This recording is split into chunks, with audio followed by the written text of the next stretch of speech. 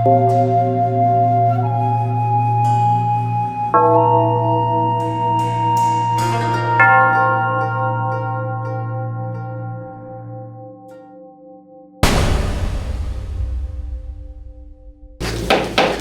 we're going to call this meeting to order. This is a meeting of the Littlestown Area Board of School Directors. This is a live in-person meeting taking place in the public in accordance with the Sunshine Act. By attending and or commenting publicly in this meeting, you are consenting to the recording, retention, and future viewing of this meeting. This meeting is also being live streamed as a convenience to the public. In the event the live stream fails or cannot be transmitted for any reason, the in-person meeting will continue without interruption. Carrie, would you please call the roll? Philip Perez. Here. Janelle Ressler. Here. Mary Brennan. Here. Nick Lovell. Here. Jeannie Hewitt. Here. Stephen Yerger. Here. Wayne Sullivan. Here. And Danielle is not here. It's not yet.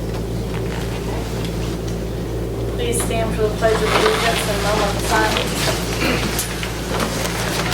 Allegiance to the flag of the United States of America and to the republic for which it stands, one nation, under God, indivisible, with liberty and justice for all.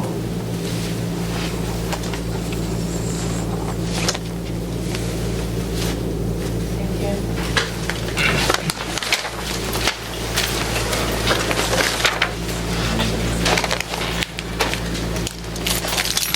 We now recognize members of the public who have signed up to provide comment as stipulated in policy 903. When your name is called, please approach the podium and state your name, if you're a resident or taxpayer in the district, and your topic of discussion for the record. Please direct your comments to the board as a whole, not to an individual, and we ask that you limit your comments to 5 minutes or less. The privilege to speak may be interrupted, revoked, or recess of the meeting may be called by the chair if the speaker does not observe reasonable decorum and orderly conduct. Thank you.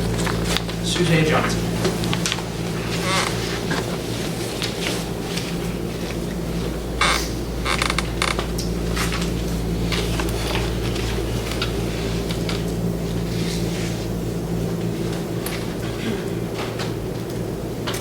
My name is Suzanne Johnson, and as a district parent and taxpayer, I'm outraged by the failings of this district's leadership that has led to 2 superintendent and 4 board member resignations in less than 2 years.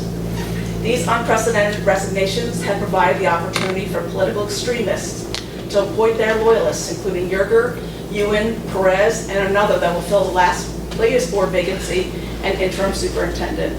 Then you've got the 2 Brennemans loyally following Lovell and Ressler as well. Tonight we'll see Lovell, who doesn't even pay school taxes, take over as president of this school board to lead decisions about how to spend the money of those who actually pay taxes. Then they'll have to pick a new vice president and curriculum of policy committee chair, who I can predict will be his most loyal sidekicks, Yerger, who wasn't elected by the voters, and Ressler, who was extremely disrespectful to constituents and continually violates the school board members' code of conduct. And they already have Ewan, who wasn't elected by the voters, serving as treasurer. This dumpster fire is what happens when politics corrupt the school system. At the November 4th general election, voters need to demand change for what's best for students, teachers, and taxpayers. Our PSSA proficiency scores have continued to drop over a decade, leading to our district having the lowest scores in the county. Yet this board, with the exception of Sullivan and Miller, voted to promote Dr. Mitchell to superintendent despite his failure to improve academic proficiency as assistant superintendent responsible for curriculum and instruction.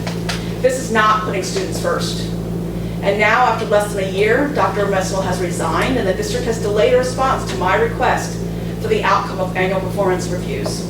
The Board of School Directors must not delay compliance with the PA Public School Code of 1949, Section 1073.1B1 that indicates, quote, upon completion of the annual performance assessment, the Board of School Directors shall post the date of the assessment and whether or not the district superintendent and assistant district superintendent have met the agreed to objective performance standards on the school district's publicly accessible internet website. This has not been done. Why are they hiding it? This is not transparency. With nearly half the board elected by the voters gone, a budget deficit, and the possibility of needing short-term loans if the state budget impasse continues too long, this isn't the time for unnecessary spending on an interim superintendent, especially with the fast approaching general election.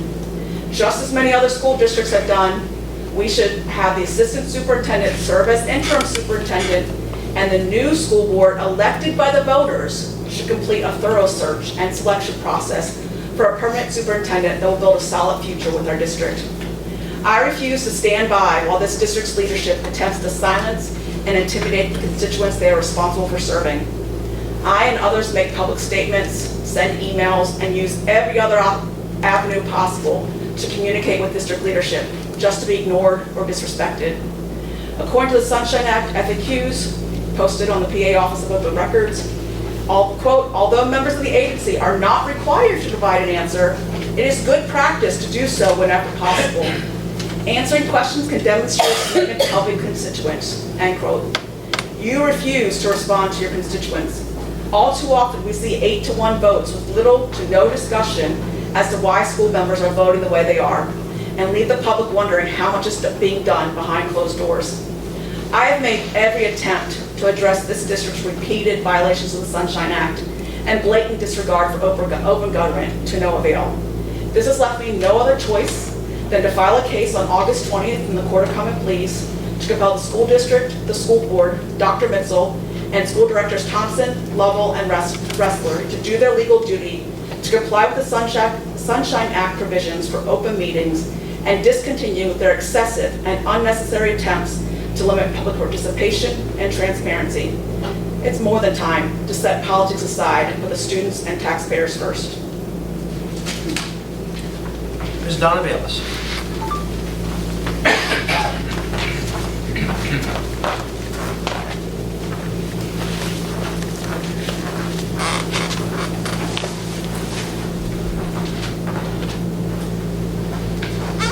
Good evening. Thank you for allowing me time to speak. Mr. Lovell, I'd like to thank you for keeping it together.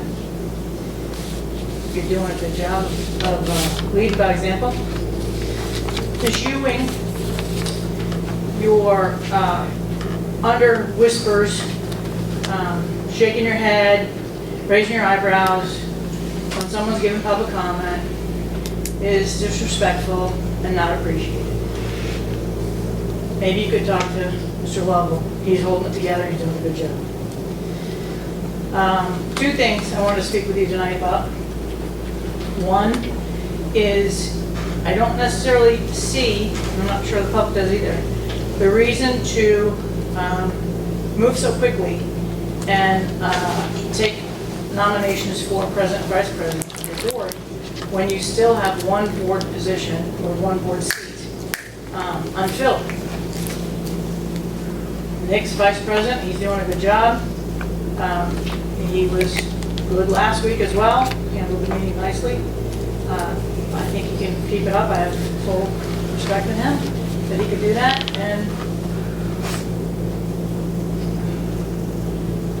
And I think he could do a fine job. I don't see why there needs to be another vote. That being said, as far as an interim superintendent, I think Dr. Berryman is doing a fabulous job. I'm sure she could handle that until the general election comes about. Whoever is elected at the time for your new seats could then have the opportunity to partake in that search and make the selection process as it goes. I don't think it should be done with when you have an empty seat and 3 of your members are appointed and elected. The people are the ones that usually fill the seats. I understand the situation, how it was, that it needed to be appointed. I get it. But you still had 1 seat empty. So it might be good to let the people decide and fill the seats, and then you guys do the job. I think that would be the best way. Not only that, but you did a great job saving the people of this community with no tax increases, which is wonderful. I want to thank you for that myself.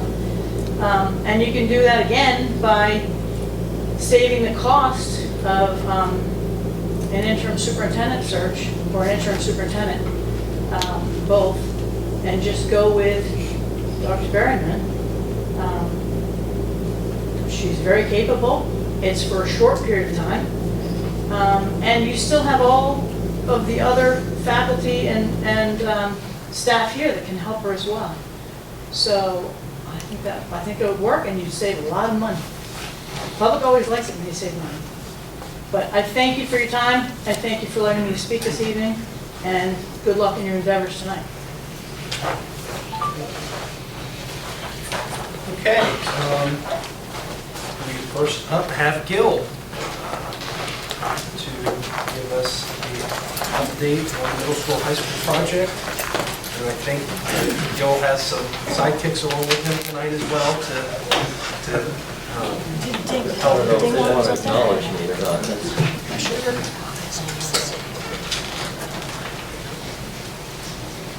Okay, those are the stats. You'll notice substantial completion date is now 1/2/26, and final completion date is 1/31. The difference there, the final completion date is so the contractors can finish their punch lists. The 1/2/26 is about a month late, which we've been about a month late for a while now. Contract duration 27 months, and we're at month 24 right now, as of 8/13. And we lost 1 day due to weather and 2 days due to power failure. Go ahead, Kenny. That's the same thing. We're probably going to be talking about this area tonight, area A, and some in F, a little bit in D. Next slide, please. Nate still has most of his hair, and we've got the students in for this school year. Contractors pulled it together. They worked very hard to get done what they had to do so that the students could get into the building. The library is completed. The cardio area and weight room from the first phase of the construction is completed. The new flooring is down. The equipment's in. The gold gym, that says it's ready for floor finishing right now. They're about maybe halfway done with the floor finishing in there. Victor's contractor is doing that. Cafeteria is completed. The serving line says 85%. That is supposed to be turned over to us on Monday of next week. It's looking pretty good. It's going to be close, I think. Next slide, please. Again, that must be a repeat of the line before it. The freezer and the cooler are installed. The floors are poured. They'll be working on getting those operational. The new kitchen's about 65% completed. Most of the ductwork and the piping is done. They're working on electrical now. The commons area is about 60% done. The stairs are in, but they're not poured. A lot of the drywall is being done. The curved walls that you saw in the renderings are being put up right now.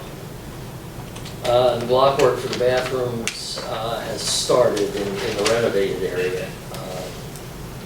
Those are kind of helter-skelter all over the building, the first and second floor. Next slide, please. Plumbing, electrical, and mechanical rough-ins in the A wing have started. The new piping for the sink behind the stage the piping is done. The trench is mostly filled. We're still working on connecting the storm sewer and everything in that area. All the curbs are installed in the new parking lot on the Parkway, and also on the Parkway side of the building, and also in the front of the building in the lower area. They started stoning the upper area today. And the terrazzo patching and grinding it's probably more than 85% complete. They're finishing up. They're working at night to finish up. But what they've done looks good. Next slide, please. We don't have any issues right now that are outstanding. Next slide. There's your original project cost. Pay apps approved were $39,480,100 and what is that, 90 cents? Net change by change orders to date is $809,000, a little over 881.98. That is a little bit over 1%. As I told you before, the average can be 3 to 5, but we're just over 1 right now. Next slide, please. That's the cafeteria before the tables were put in. The new column surrounds, the offsets, and the new flooring. That's one of the new classrooms. Go ahead, Carrie, do the next one. That's the library. There's more equipment and chairs and everything in there now, but that's the library with the new carpeting down and the new ceiling and lights and all that. And next slide, please. That is the cardio area with the equipment and the new floor. Next slide, please. And that's the weight room with the new floor and the equipment in. Next slide, please. That's the serving line as of about a week and a half ago. Those are the serving tables. They're pretty much in the way they're supposed to be. I know it looks odd, but that was the design to provide better access for the students. Next slide, please. That's the sink behind. That's the sink behind the stage. We had to do new piping in that sink back there. Next slide, please. That is the canopy entrance to the E-wing of the building, the new canopy, the new entrance. You can just make out the entrance doors right there, the new doors, the new glass windows in there, and that's the parking lot. And you can see the curbing had been poured when that picture was taken. Next slide, please.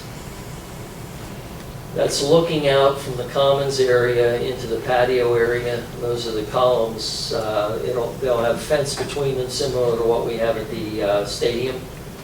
There'll be a 12-foot gate and a walkway going down the E-wing of the building with a gate there to get through. Next slide, please. That's the picture I always include, the architect's rendering of the building. Next slide, please. That's where we were at the end of June. Now, since then, we've got the Thunderbolt L, Littlestown L up on those buildings. All this white trim area where you see just the aluminum rails there, that's all done now. And the parking area has been final paved. Next slide, please.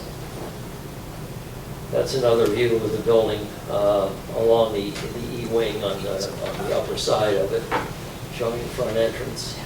Next slide, please.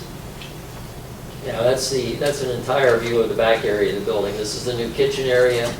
This is the new dock for the kitchen, and this will be the entrance to the commons area. Next slide, please. And another picture of the rear of the building as of September the 3rd. So it's starting to shape up. Next slide, I think that's it. I could have given you a lot of pictures of conduit going in and pipe going in, but I don't know about you guys, I find that kind of boring. But that's it. Do you have any questions? That back parking lot that we just saw, is that expanded from what it originally was? It is expanded somewhat, yeah. And it's, the grading and everything is different, so it's different. And that comes out on Parkway? Yes. Okay. I know a lot of I think it's Parkway. I always get Park Avenue and Parkway mixed up. But that's on the back side of the building. And that's the E-wing which you see there sticking out. And what kind of traffic's going to be coming out of this entrance or in, I should say in or out? Is this bus traffic or is this just staff? The bus loop is in the front. This is going to be more parent drop-off. I think your special needs students are going to be loaded and unloaded back there on that back loop. And then, I'm not sure, Judy, is that staff or student parking? Both. Both, okay. Sorry, I'm used to seeing you over there. I never know. It's a game. But that's it. And they're working to get all those new parking areas done before the asphalt plant shut down this fall. So they're gonna have to hustle, because usually it's mid-November when they shut down, depending upon what the state's gonna do for paving projects. So they, as to today, they haven't laid any asphalt down back there? Not in either of those areas, no. They're, like I said, they just started stoning the, that lot that we just looked at. They just started stoning that today, so. Very good. Any other questions for Gil? Thank you, Gil.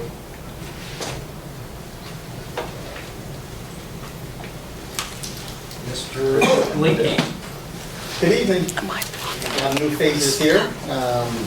My name is Chris Linky, partner at RLCS Architects, and I've been working with you guys for about 5 years now. So, I'm here to answer questions. Is there anything you want me to overview before I answer questions?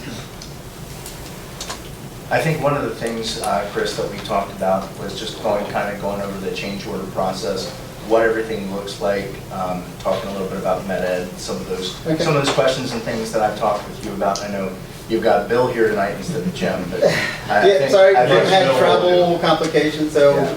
Bill's filling in. So, let me I don't want to step back too far, but let me step back through the design of the project. Originally, as we went to the secondary school, we're combining the middle school and high school, to go through the whole building and do it the way we wanted, it became more than the budget could handle. We wanted to renovate and put the additions on for everything. So the construction number would have been about $50 million, and our budget or goal on bid day was going to be $42 million and change. So we had to pull back our scope on a number of those items. So on bid day, it came in within $160,000 of our estimate. And that was the construction cost. The other part of that is soft costs. We estimate soft costs for the school districts. We know a metric is 18 to 20% for soft costs, and we give a sheet to the school district to track soft costs. Soft costs are not construction costs. There are costs that kind of out of our control. Med-Ed falls into one of those areas. And for this project, I think we gave a general about 4% contingency for change orders and unforeseen conditions. So as Gil said, change orders right now, I think he said I think between 1% and 2% for change orders right now for the project. We're 24 months into it. We have 5 months left. So it looks good for the metrics that we see and for the contingency that we allotted for this project. The Med-Ed discussion in particular. So part of the design process, we go through and we meet with the utilities company, and especially with Med-Ed, sanitary sewer, things that come in that are going to have an impact with the borough and with the project. So as the design project was winding down, we met with Med-Ed in March of 2023, outlined what we were doing, talked about our calculations. We can't get them final calculations until the project is done and everything is wrapped up on the drawings. We gave them those calculations in June of 2023, over 2 years ago. Our experience with projects of this size is that Med-Ed utilities, they typically would cost around $50,000, the improvements for Med-Ed. But we don't know, so we send this information to Med-Ed and ask them to give us a price, and this is going to be a whole year before we needed Med-Ed to come on and provide the transformer on the site. And they didn't give us that information for the total project cost. The first year came and we had to scramble to adjust for them not having the transformer on site. This past March is when they came back to us and said it was closer to going to be a $300,000 cost for their services, and part of that included upgrades of substations. So in all of our years working on the project, we have never seen a utility company, electric utility company, charge for the upgrade of substation. Never had that experience, so we didn't even know how to predict that at that point. So we worked with them, and actual utility usage, electric usage, and we got that number down to about $250,000, and I think that's where we stand right now with that issue. Listen, that's a big number, right? And that's a surprise to all of us, but it is something evidently within the MEDED guidelines that they can do, but we have never experienced that with any electric utility company, let alone MEDED. So you guys do a lot of schools, right? Yep. In your other schools, what's your typical cost that you see for the? Typical cost. The typical cost you see in other schools Well, that you? for a school this size, that's why we put a $50,000 plug-in. That's typically what we see. And so that was in your cost at the beginning It of the was project? what we advised the school district on the soft cost page to do. So it's not in the construction cost. This is the cost we don't have control over. But we know that typically soft cost, which is MEDED is part of that, would be in that number. And we gave a plug of $50,000 and say, we need to verify this with MEDED. Unfortunately, it was a bigger number, and it took them 2 years to tell us what that number was. And they've not done this to any of your other projects? Us, Gil, I don't want to speak for you, but never been in something this large as far as utility costs. Never something this large, and I'll be very honest with you, I believe this project, they asked for, what was it, 3 reclosers? Yes. I've worked on projects that are 3 times the size of this one, and I've never seen a utility company have to do 3 reclosers on a project. I don't know what their issue was, but it's just not, I've never seen it before. And are we just like over the barrel with them? Is there no way for us to kind of like be like, hey? That's a great question, and I don't know what the recourse is to a public utility for that. That would, at this point, I think that'd be something closer to the solicitor might be able to answer that question. I've never been in this position, so I don't know how to advise you on that.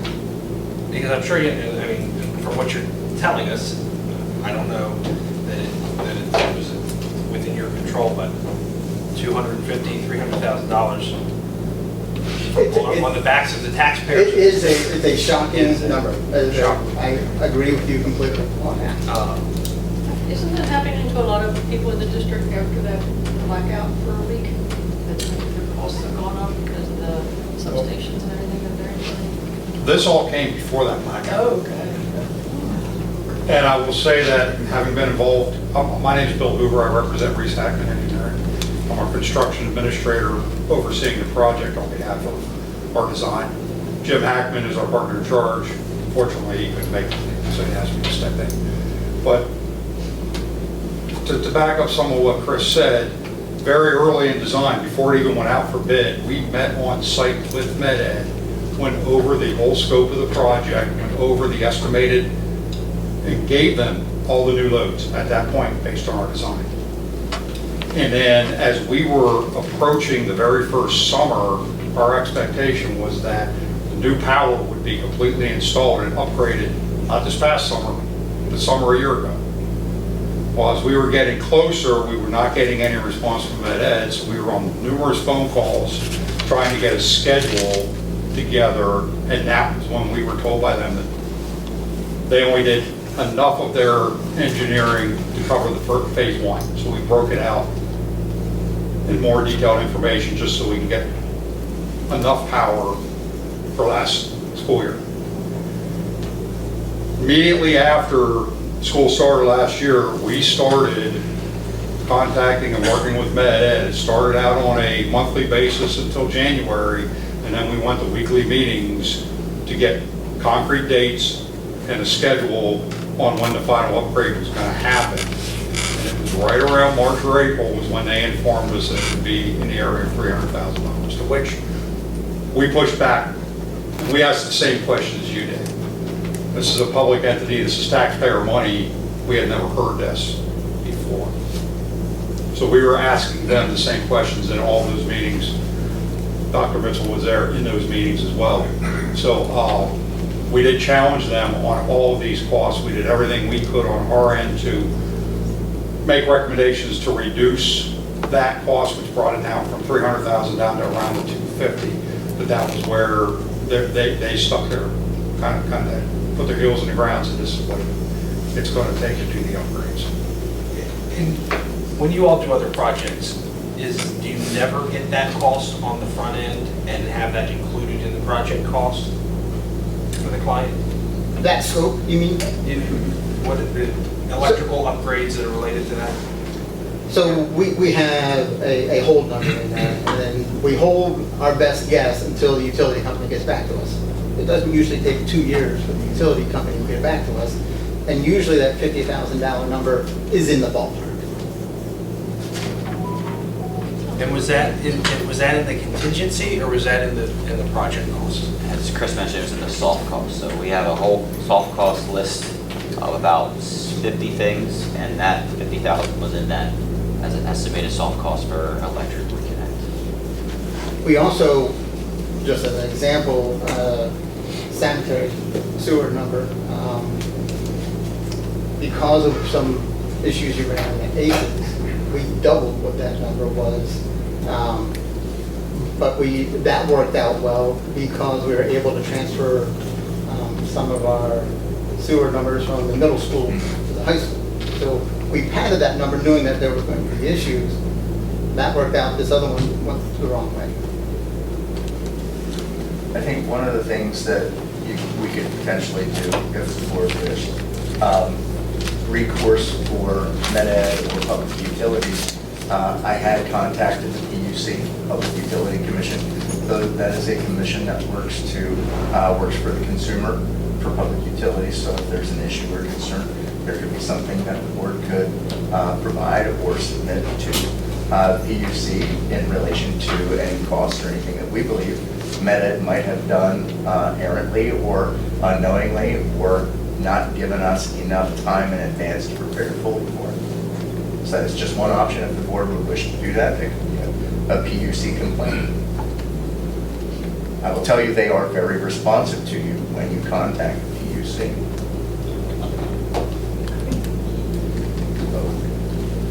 Both Med-Ed and the PUC. Any other questions for Chris or Bill? I will just make a comment.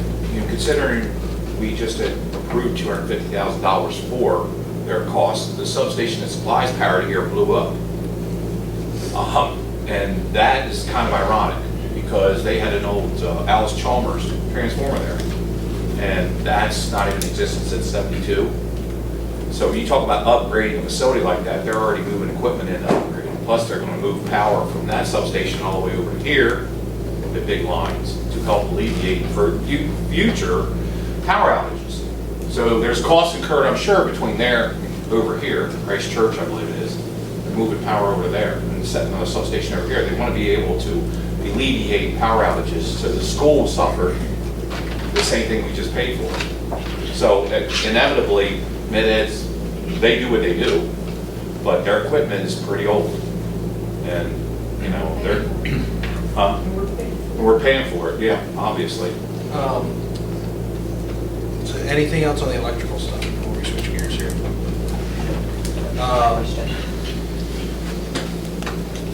I want to ask about the Gold Gym. We had a change order to repaint that. And all of the renderings I ever saw, it was a nice, beautiful painted gold gym. So how did we miss that between the design and the actual putting the project on? It's a great question, and because in that old gym, resanded the floor, bleachers in. We actually had it in for painting of the roof deck and the new partitions that were in there. The existing partitions, we did not, it's an omission. We missed having them paint that old gym. Don't know how it happened. We know the intent was it supposed to be painted, but we did not have that covered on our drawings. Do you all carry errors and emission insurance? Yes. So would that be something that could be covered under instead of taxpayers paying? So for errors and emissions insurance, you got to the insurance falls under standard of care. What's standard of care for errors and omissions on a project this size? And errors and omissions are comparable for a project of this size, 3 to 5%. Right now, our errors and omissions are about 0.5%. So we're outperforming the industry pretty far. So I don't think the insurance company is coming through on that. I guess we can talk about that. Because every dollar is a big deal to us. These are big, complicated projects and big numbers that are coming through sometimes, I understand. Any other questions?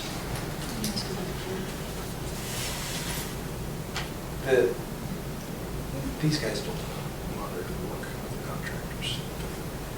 Bill helps, yeah, Bill helps, meets our construction meetings and helps coordinate and make sure that the quality of work is And that's appropriate. That's electrical. Chris hires somebody to do that. We have someone that works with us for our LPS. Well, the one other question I'll ask, and Gil, you might be back on the hot seat for this one, as well. Are there any other change orders that are currently out there floating that could come up for vote after the work's already been done? I'd have to look, but I have to say yes, there are some still out that aren't. I know Victor and Drew are working on them daily, so I don't know what has been processed or hasn't been processed yet. And that the work has already been done? Oh, the work has already been done? I And they haven't been I can't approved. answer that. They haven't been approved by the superintendent or by the board? Not that I know of. I think these are. I don't think there's any out there that, for work that's already been done. And we had a couple of those last month. You probably know that was a hot topic, and we want to make sure that we're being diligent and getting the proper approvals in place before work's being done, so that the board and the administration has the opportunity to decide on what it needs to be done and not. Any other questions or comments? Gil, Bill, and Chris, thank you so much for your time this evening and attending the meeting. Appreciate it. All right, Dr. Fiaschi. So about 14 days and not much since the last board meeting. Just, teachers are getting into working with their caseloads, but a lot's going on with our autism class and our emotional support classes across the district. The TAN is coming down this Thursday. Their consultation team will be down doing observations and talking to teachers, talking to students, seeing how the classes are running, and then they will be following up again. So we pretty much see them monthly, a couple times throughout the school year, and our teachers are going to be continue to go to their professional development and building strategies, and our behavior specialists, they work with them in developing good functional behavioral assessments and positive behavior support plans. So a lot of people involved in this process with autism and also emotional support. So probably in October, I'll probably have a little bit more to say, since we'll be a good month into the school year. That is all. Any questions for Dr. Fiaschi? You said we have 8 in the autism class? Yes. And do we need more, or is that all we had? Well, 8 is what we filled it with, Right. 8 Littlestown students. Did we need more, or? We don't need more. No, I'm saying 8 was, Yeah, eight's- we filled it eight's and there the wasn't cutoff. anybody that got cut off Nope, that said we nope. can't take you. Okay, good. So it's just when the next one moves in. We were expecting 5. We were expecting 5 and we have 8. We have 8. So, all right, any other questions? Thank you, Dr. Fiaschi. Dr. Naylor? Yes. Part of opening school, the first 2 in-service days, John and I did a walk of the district, an assessment of the district from a security standpoint. So we utilized this Pennsylvania State Police Risk Assessment that was done in 2019 as a starting point, as a reference. So we're looking at the campus from the perimeter in for things that may need addressed from a safety, from a physical safety standpoint. So we're looking at signage, parking, lighting, things like that, and then into the building area with regards to exterior doors and things related to best practices with exterior doors, with regards to hardware and things of that nature, and then as well then inside blind spots, for example, with cameras and things of that nature that we might need to take a look at. So a review of all the facilities, and then obviously provide that information and report to the building administration as well, so that they're aware of how well we're doing from a physical security standpoint, but as well some things maybe that we found that might need to be addressed as we progress forward. One of the other items that's on the agenda as well related to event security, John and I have been working with Jeff since Jeff's come on board from an event staff and security standpoint. In the late spring, our private provider decided not to offer event security to us. So we are utilizing the budgeted money in the athletic department for those event security positions to train and hire our own people to help and support safety at some of those high-profile events. So those are events like football games, indoor games and events that we're expecting a large crowd for, so forth and so on. Events that have happened in the past that we had budgeted monies for, very similar to this upcoming year. That same amount of money will be utilized in a different way as to our own staff helping to support our school community, knowing our students as well. I think helps in lending to that security as well, as opposed to somebody coming from outside to stand and monitor and not know really our school community is not as beneficial as having our own staff as part of that process. Just today, John participated in an FBI training responding and investigating hoax bomb threats, as well as swatting training. So continuing to hear current information is how to establish protocols and respond in situations as such.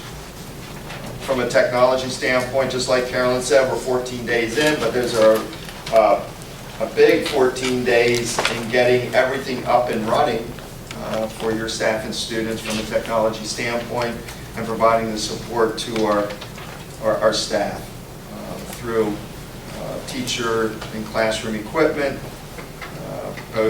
All three buildings did some online testing already, and also working with the building admin to develop a professional development schedule to support teachers in developing and supporting their growth in the use of technology is also an area that I'm working with our admin to provide for our teaching staff. That concludes my report.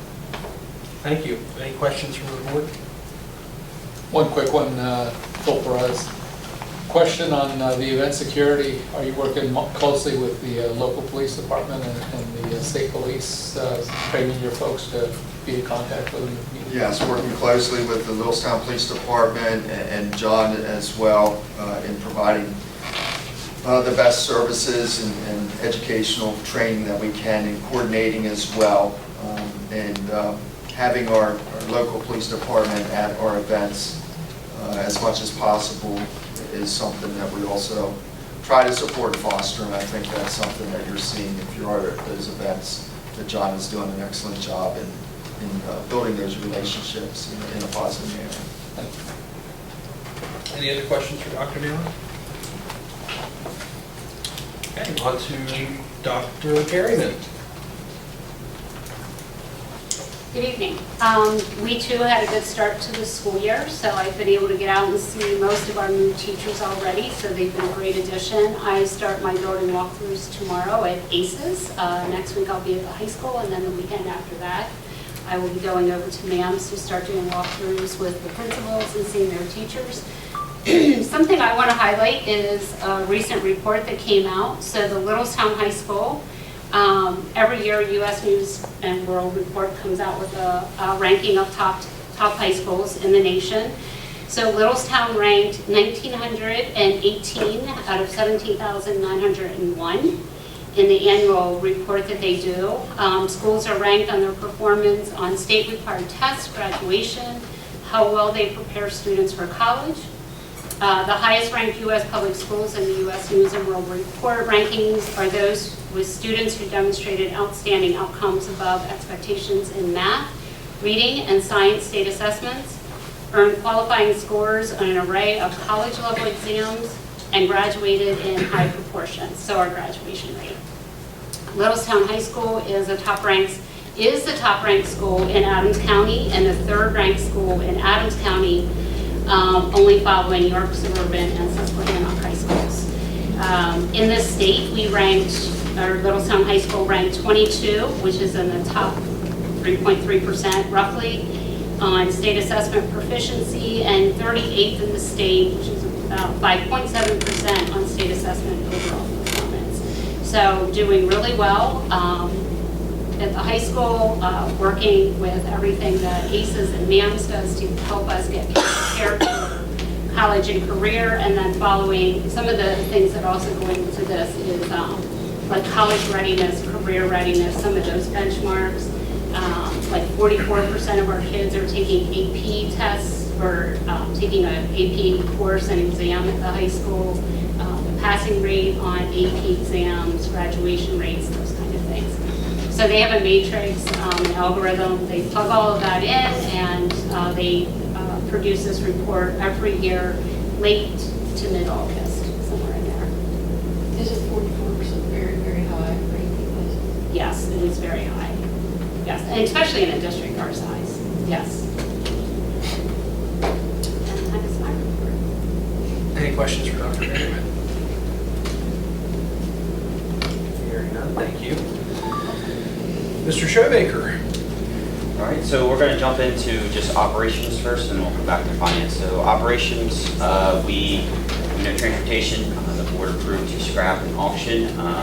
The scrap vehicles have left our facility, and the auction has just started. The buses were eligible Friday, the vans are eligible Friday, and buses started going on today. So we have that auction for about a month, and then I can update the board on how that auction went after the conclusion of September, so the October meeting. Another update would be HR related or personnel related on the board agendas. Just updating the board that we will no longer be seeing pending clearances. Those will be vetted before the board meetings, or they will be on the subsequent board meeting. We'll no longer be holding for pending clearances on those personnel. And then finances, we just started and reached out to the auditors. We're starting the communication process. We're looking to hold that. We'll have them on site at the end of September to have the bulk of the work done through late September, early October. And then that's up to date for finance. And just a reminder, we had the break for FBS, and that's back on for October 7th. We're all looking forward to it. That concludes our report. I have a question. Tom, are you hearing anything from the state? None. We've gotten 0 updates for a month, so that's not usually typical. We usually hear some mumblings for a while and know what the outcome may or may not be, but this is an exception. Call your legislators and get them to pass us a budget. Any other questions for Mr. Shoemaker? All right, we are excited to have our very first report from Mr. Jeff Alisakis, our brand new athletic director. Thank you. Welcome. Good evening, board members and Dr. Mitchell. I'm pleased to share that our athletic programs are off to a great start this year. We've already experienced some exciting overtime victories, and our student body and community, as well as some heartbreaking losses. And we had a tough one the other night that have revealed, though, the grit and resilience of our student athletes. Together, these early contests have set a strong tone of competition, teamwork, and school pride. One highlight worth mentioning is the recognition of Peyton Mathers, a member of our boys soccer team. Peyton was nominated for the YIAA Player of the Week after scoring an overtime game-winning goal. His nomination is testament not only to his talent, but also his hard work and perseverance on the soccer field. While he did not finish first, he finished with over 8,000 votes, which is an incredible show of support for our community and a reflection of the pride and district has on our student athletes. When I talked to Peyton, I said, how did the first place person come in? And I think it was like, I wanted to say he said like 20-some thousand or so. He was up there, but the other person really, and I'm not sure where the other student came from and how that went, but we're very proud of Peyton and everything he's done for us. Over the past several weeks, I've also focused on building and strengthening relationships with our student athletes, our coaches, our staff members, and our community stakeholders. These connections have been instrumental in creating a foundation of trust, collaboration, and shared commitment to the success of our programs. Much of my time has been spent listening and learning, gathering feedback from those same groups, our students, our parents, our coaches, and our community members. These conversations have provided me with valuable insights in both to the strengths of our program and areas where we can make some improvements. I'm proud to report that we've already enhanced several items. These include the addition of flashing red signals and a directional traffic wand at the away side crosswalk for football games. I don't know if you've ever crossed there, but it gets pretty busy there, so we put in some red flashing lights at the tops of the cones for safety for our students and our community members that are attending. And we got one of those sort of like air traffic controller wands that Beth is very proud to use as she directs traffic over there. Let's see here. We resolved some of the quirks in the Memorial Stadium scoreboard. Some things were going on with that scoreboard. We got that fixed up with help from our maintenance group. Boy, that is a fantastic group, working with Lee and working with Victor and that whole team. They've been instrumental in helping me learn how some of the inner workings and behind the scenes things happen. But we got that all fixed up. And we're also making scheduling adjustments to improve the overall experience for our players. So we've modified some schedules here and there to, again, and heighten that experience for both them and for our community and our parents. In short, our start has been both productive and encouraging. The commitment from our students, the support from our staff, and the engagement of our community stakeholders make me confident that we continue to enhance a program that reflects the values and standards of our district. Thank you for your continued support of our athletic programs, and I look forward to updating you as we move forward. Thank you.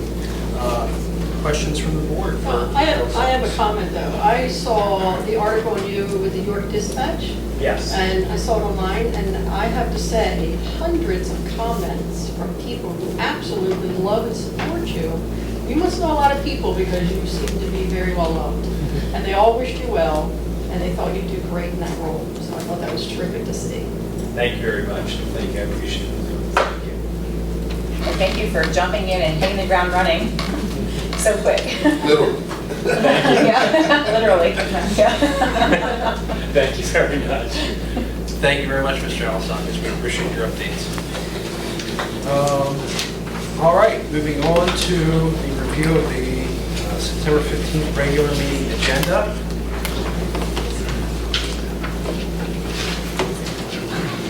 Are there any questions on the minutes? I do. Gary, coming at you. 8/18/2025, go down to H4, capital project checks.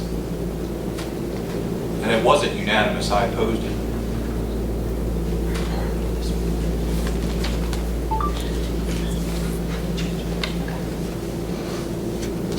Anything else? That's it. Thanks. Finance, property, and supplies, Steve. Okay, so we have some donations, Opera Ministries, and a Celtron telescope. Are there any questions, thoughts, or anything about those two? Very nice donations. We'll be sure to thank them next week. Yes. Okay. And we're going to be talking about the the Declare Plan Maintenance Agreement. Are there any questions on the maintenance agreement? I have a couple questions on that. Dr. Mitchell, is all of our maintenance and custodial outsourced? No, not all. Not all? Okay.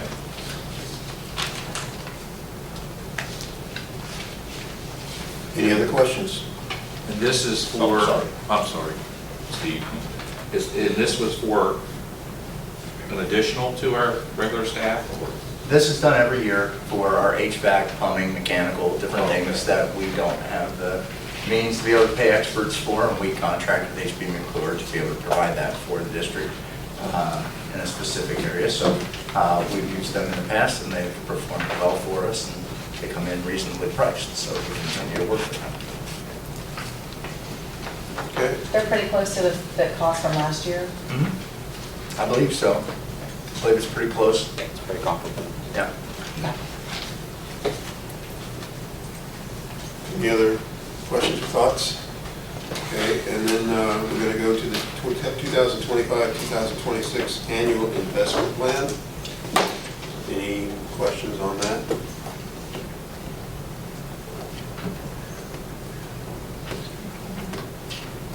Okay. And then triple threat cleaning, commercial cleaning service. Yeah, I have a question on that. It looked like this was just for the stadium and the maintenance building, so I'm just trying to get clarification on why we need this. Like, who's cleaning it now, and are they not doing it anymore? Do we need extra cleaning on it? Is it just a one-time thing? Is it gonna be monthly? I think Tom can answer Yeah, that. so currently with our outsourced company, Interstate, they have been short-staffed for a long period of time, and those two facilities are part-time, and they're the hardest to fill. This would be a supplemental to that, since it's been unfilled for a long period of time. It would be 2 days a week, I saw that. 4 hours, and these would be, I think it's a 6-month trial to see if they can fill those, and subsequent that, because we have been a lax of service from Interstate, so this would be a supplement. So we're not using Interstate anymore? This is in place of that? We're using Interstate, but they have no means to fill it. This would be an additional company that says they can, and this would be a trial run, potential to expand in the future. So more or less, we had the budget money for Interstate, they have been unable to accommodate those cleaning services, so we had to look elsewhere, and this is that supplement. Okay, so this isn't a budget already? No, they bill us per hours served, so.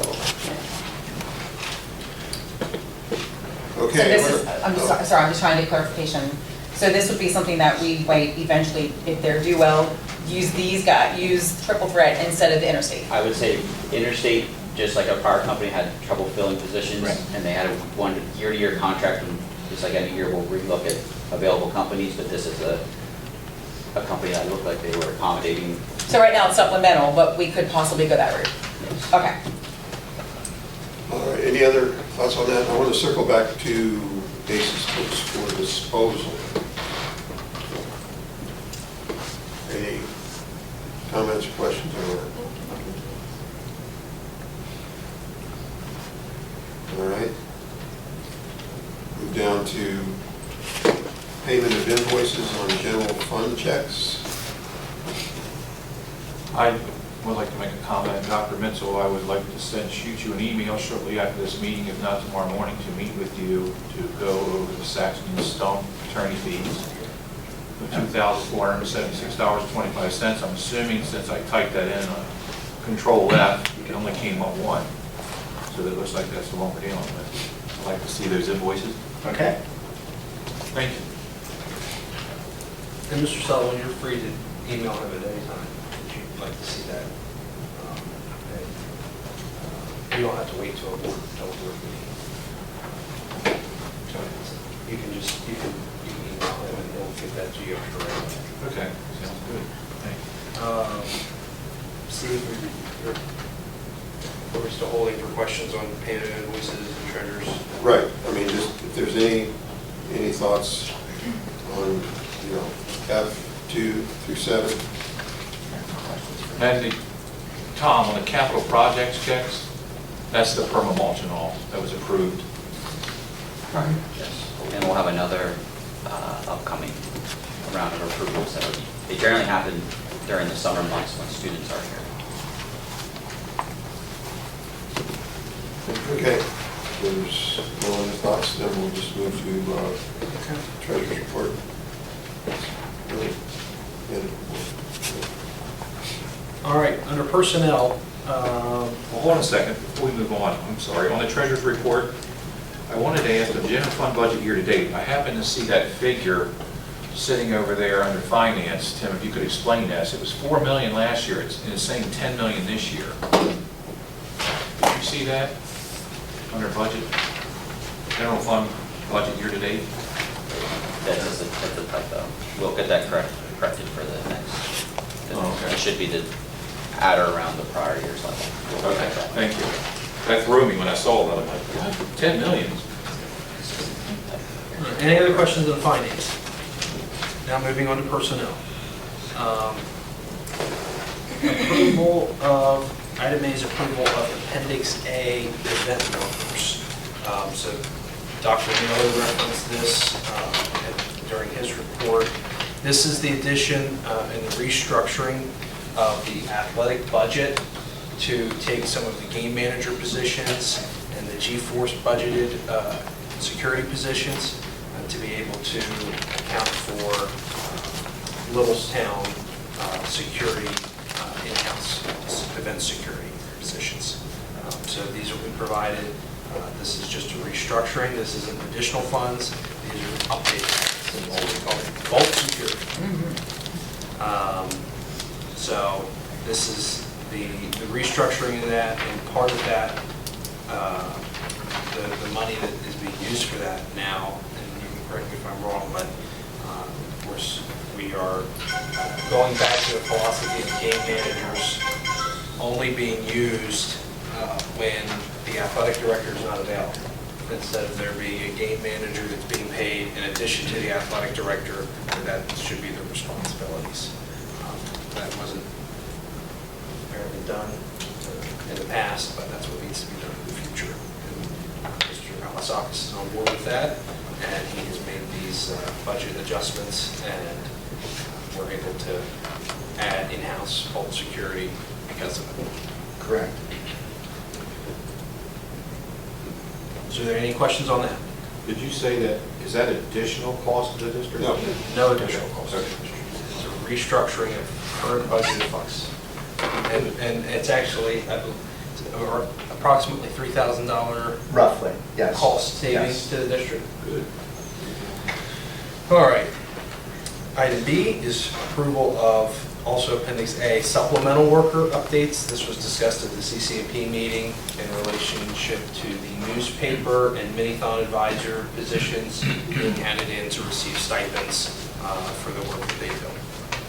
So again, this is a restructuring of taking old, outdated positions that were not being used and allotting them for positions that are being used every year. Are there any questions? Item C, D, E are all our typical personnel items, resignations, hires, and volunteers. Are there any questions about any of those? Item F is a new item that we're now starting to see approval of contracted drivers from Price. So they come to our board to be approved for their work at Price. Can you give us information about them, or just give us their names? I think normally when we hired our own bus drivers, we just had names enlisted. We didn't have anything further than that. I think what we do is try to separate professional and support staff. Professional staff come in with resumes, cover letters, those things. Support staff does not. Are they substitute drivers?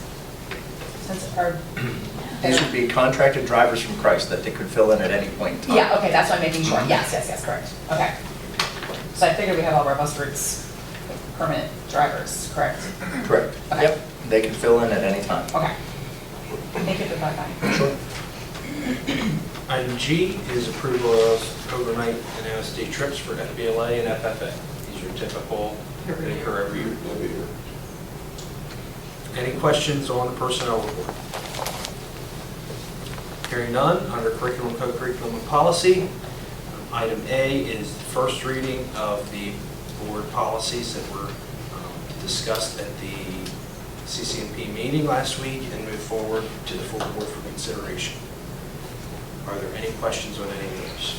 Is Danielle good with the medication one now? Do you know?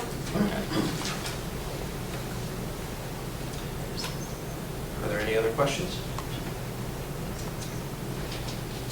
Item B is approval of the updated 2025-2026 organization chart to reflect staffing changes.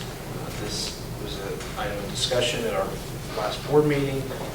We sent it to committee for further review, and this was the recommendation of the committee. Are there any questions? Nick, I wanted to just make a comment. I'm glad to see out of the committee that they picked the right organization chart. I just wanted to make that comment to you all, because I sat in the meeting and watched it, and I was a little leery, but you guys came through. Good for you. Item C is approval of the ACES library book list for purchase this year, and it was discussed that we're only going to have an ACES list this year because the high school and middle school, those secondary funds are going to be repurposed for STEM education and different things that the administration is looking to do in that area. So this is the Alvin Creek Elementary Library book list. Are there any questions on that? Just one comment that I just stand for, it was savings for the new library. Correct. If there's nothing else, Steve, I assume you'll have an ACTI update? Yeah. I don't have much from PSBA, but we'll see what comes through next week. Dr. Benzel, I assume you'll have a superintendent? I will. And we have the old business items listed there that we can discuss next week if needed. Anything else on the remainder of the agenda? If not, we will shift. As we do business comments? Well, we're shifting to new business and we're dealing with Okay. items on the work session. Okay.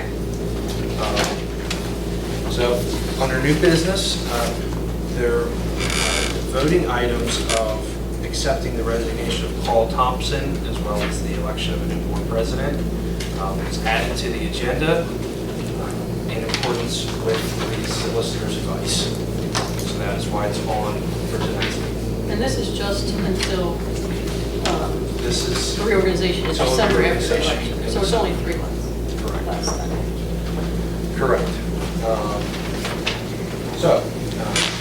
Can I have a motion to approve the resignation of Paul Thompson as a member and president of the Littlestown Area Board of School Directors effective September 2nd, 2025? So moved, Janelle Westler. I have a motion on the floor. Do I have a second? Second, Mary Brennan. Seconded. All is, or is there any discussion?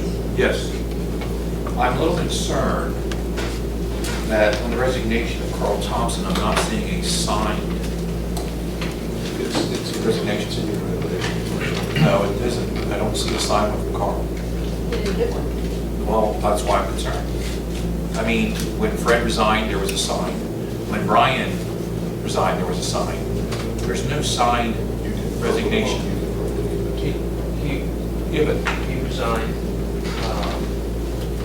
to members of the board and to the superintendent, and we have adequate documentation attached to the agenda that supports that. Is there any further discussion? Well, in addition to consultation with the solicitor. Correct.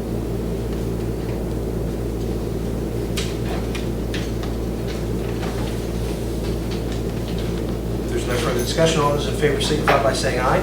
Aye. Opposed? Opposed. Motion carries.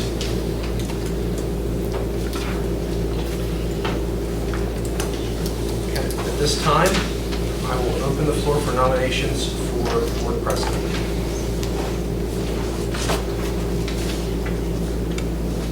I nominate Daniel Brennan. I nominate Nick Lovell.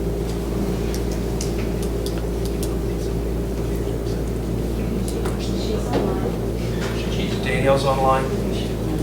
Does Danielle accept the nomination? Or wait, she needs a second? Actually, under Robert's rules, you don't need a second on a nomination. Yeah, ask her if she. Danielle, you've been nominated to be board president. Do you accept? No. Thank you. Are there any other nominations? I'll nominate Nick Lovell. We have a nomination. Is there a second? We have a nomination second. Are there any further nominations? Hearing none, is there a motion to close nominations? Motion to close, Janelle Wessler. Is there a second? Steve Yerger, second. Motion is second. All in favor of closing nominations, say aye. Aye. Opposed? Nominations are closed. No, I said opposed, I'm sorry. Aye.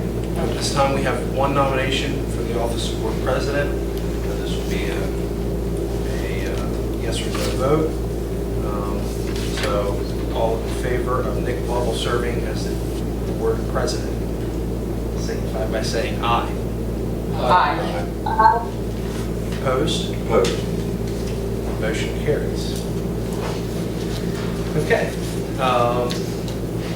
So at this time, due to electing me as president, the office of vice president has been vacated. Yes, we're going to fill the seats. So at this time, I'm going to open the floor for nominations for a vice president. I nominate Jeannie Ewan. Jeannie Ewan's been nominated. Is there a second? Steve Yerger, second. Are there any further nominations?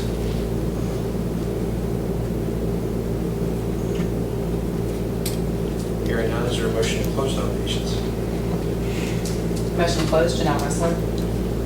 Is there a Steve Yerger, second? second. Okay. Nominations are closed. Or all in favor of closing the nominations, say aye. Aye. Opposed? Nominations are closed. There's one nomination for the office of vice president. All those in favor of Janie Ewan serving as vice president of the Littlestown Area Board of School Directors, signify by saying aye. Aye. Opposed? Opposed. The ayes have it. Janie is vice president.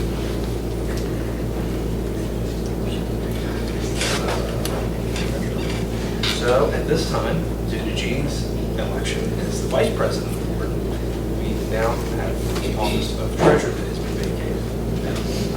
So at this time, I'm going to open nominations for the office of treasurer.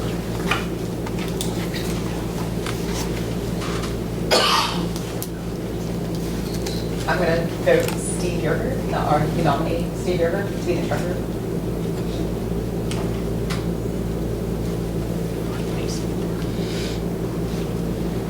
Is there a second?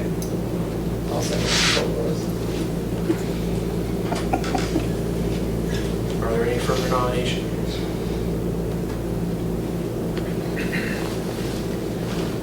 Hearing none, is there a motion to close nominations? Motion to close, Mary Bradley. Is there a second? Second, Wessler. All in favor of closing nominations, say aye. Aye. Nominations are closed. We have one nomination for the office of board treasurer. All those in favor of Steve Yerger serving as board treasurer of the Littlestown Area School District, signify by saying aye. Aye. Opposed? Opposed. The ayes have it. Motion carries. Steve is the treasurer. Tom gets to redo the paperwork.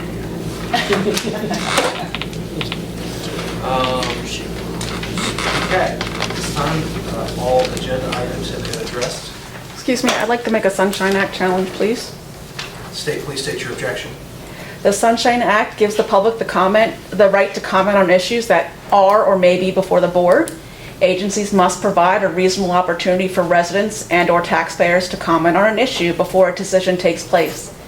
This board has violated the Sunshine Act by taking action to post a request for interim superintendent applications on September 3rd, with the intent to interview candidates after tonight's meeting. No open meeting agendas mentioned this pending action related to an interim superintendent. Further, there isn't even mention of the current superintendent's resignation until the draft for next week's agenda. It seems quite irregular to interview for a temporary replacement for a position that hasn't even officially been vacated yet. This is another egregious example of this agency's excessive and unnecessary attempts to limit public participation and transparency. I ask that the minutes from tonight's meeting reflect my challenges that the September 3rd posting for the interim superintendent and interviewing for that position following tonight's work session are violations of the Sunshine Act. And any further action related to this interim superintendent vacancy that fails to comply with the Sunshine Act should be void. The objection is so noted. It is the understanding of the board that there is no requirement to take official action in an open meeting to post a position. We don't take official action to post any position in the district. You do. We have to have a superintendent. There has to be a superintendent. Previously, after Mr. Chris Bigger had given his resignation, I guess you're the only one left, did the board meet and interview and select an interim prior to Chris's departure? You do, I'm sorry. You just stated that you don't post positions, and you do post positions on the agenda. Ms. Johnson, have you completed your Sunshine Act objection? But you're not providing accurate information. You do post vacancy descriptions on agendas open for public comment. You did not provide an opportunity for public comment before you posted to this. And yes, with Mr. Bigger's resignation, there was. Have you completed your Sunshine Act objection? Have you completed your objection to the Sunshine Act that we violated? Well, not if you're going to provide false information. Well, this isn't a back and forth. So you Okay, but can you provide correct information? You can provide an objection, and then the board will make a ruling, and we will move forward from there. With false information? Ma'am, have you completed your objection? I'm objecting to the inaccuracy of your statements because you did not, because that's not true. You do post vacancies and position descriptions on agendas for public comment before you take action. You did not hear. And we're going to continue on the meeting. We'll be in contact with the solicitor in reference to your objections, but I would say that it's the opinion of the board that there is no violation, and we will move forward. As far as I recall, we're doing it exactly the way we did when Chris. Inaccurate. We were doing bigger and better things. He wanted a bigger district. And if we had to if we had to approve the posting of every job in the district, we don't do that. So, anyway. Well, we did post it though, so it's not like we. It was posted, yes.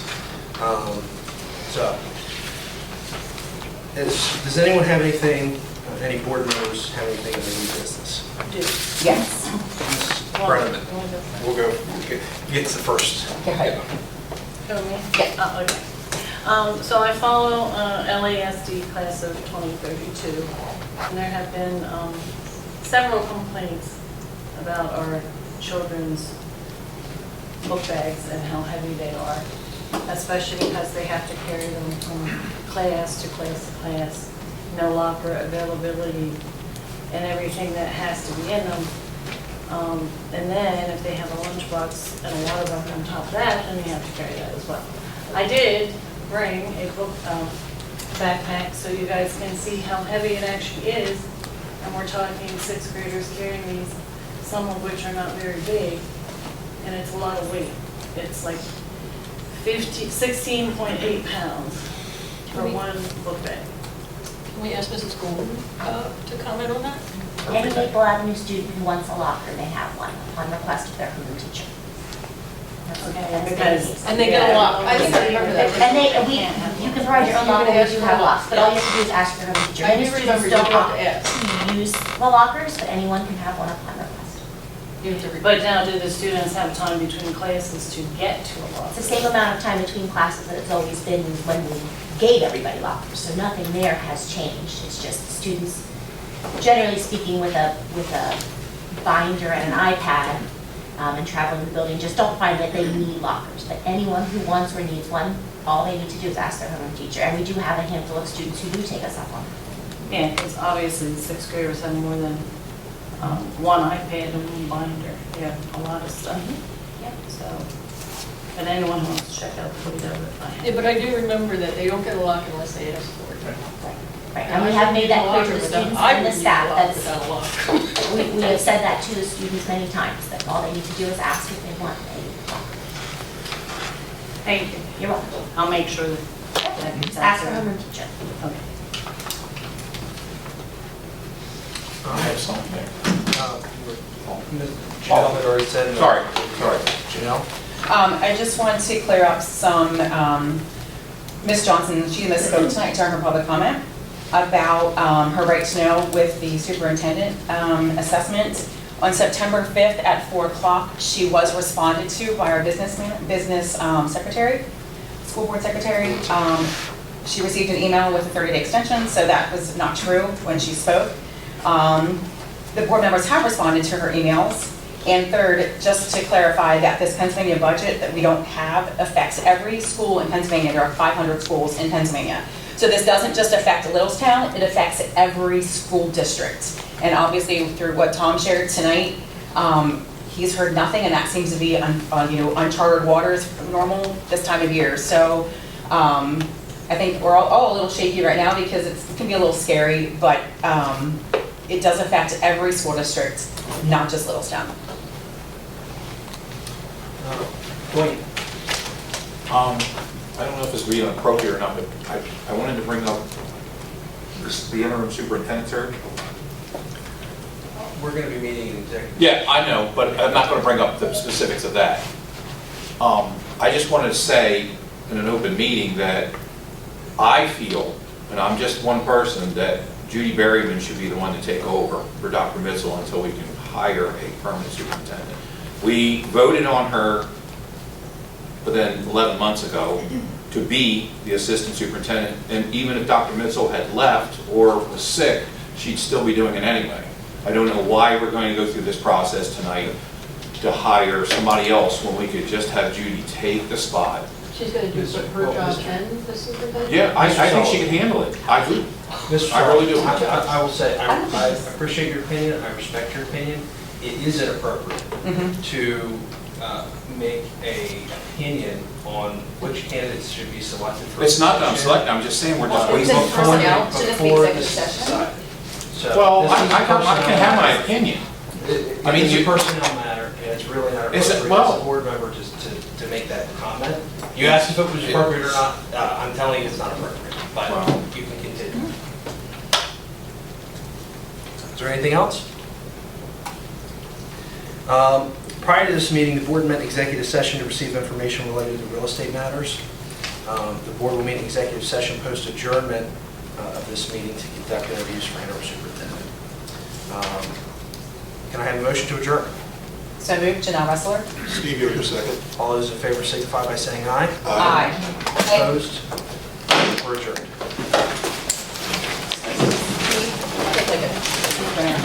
Sure. We're going to take 5 minutes and we're going to start the executive.